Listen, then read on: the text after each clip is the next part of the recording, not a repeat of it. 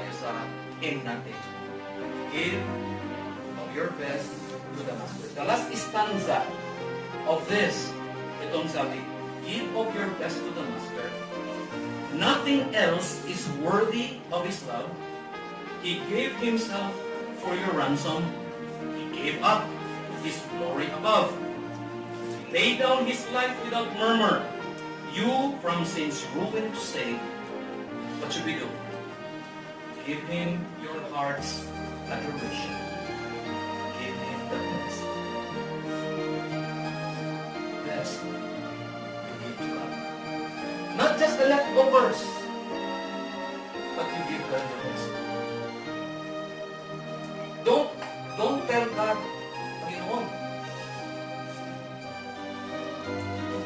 pagod na pagod talaga ako ngayon, Panginoon.